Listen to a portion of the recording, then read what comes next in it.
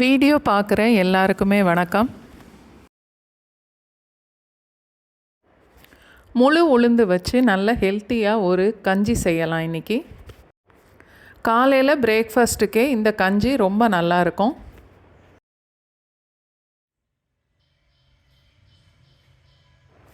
அறுபது ml கப்பில் ஒரு கப் அளவுக்கு முழு உளுந்து, அதே கப்பில் அரை கப் அளவுக்கு புழுங்கல் அரிசி, அரை லிட்டர் அளவுக்கு நான் இப்போ தண்ணி சேர்த்துருக்கேன். 7-8 பல் பூண்டு.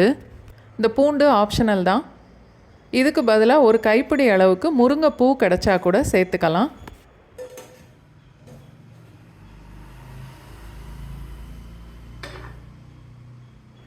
அடுப்பை மீடியம் ஃப்ளேமில் வச்சுட்டு குக்கரில் 8லேருந்து 10 விசில் வந்ததுக்கப்புறம் நம்ம அடுப்பை ஆஃப் பண்ணிடலாம். இன்னொரு பாத்திரத்தில் ஒரு கப் அளவுக்கு தண்ணி சேர்த்துட்டு உளுந்து எடுத்த அதே கப்பில் அரை கப் அளவுக்கு நாட்டு சர்க்கரை எடுத்திருக்கேன். கருப்பட்டி இருந்தால் கருப்பட்டியே சேர்த்துக்கோங்க. நான் இல்லாததுனால நாட்டு சர்க்கரை எடுத்திருக்கேன். 1.5 ஸ்பூன்லேருந்து 2 டீஸ்பூன் வரைக்கும் சுக்குத்தூள் சேர்க்கலாம். நான் எடுத்திருக்க வெல்லம் அளவுக்கு கஞ்சி ரொம்ப இனிப்பாக இருக்காது. நல்ல இனிப்பாக வேணும்னா இன்னும் கூட கொஞ்சம் வெல்லமோ கருப்பட்டியோ சேர்த்துக்கலாம். வெல்லமும் சுக்கும் சேர்ந்து ஒரு 2 நிமிஷம் கொதிச்சா போதும்.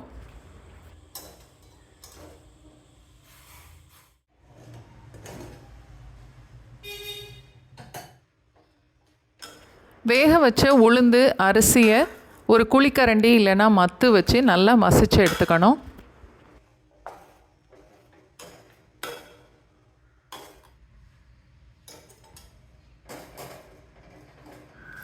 கொதிக்க வச்ச வெல்லத்தை வடிகட்டி சேர்த்துட்டு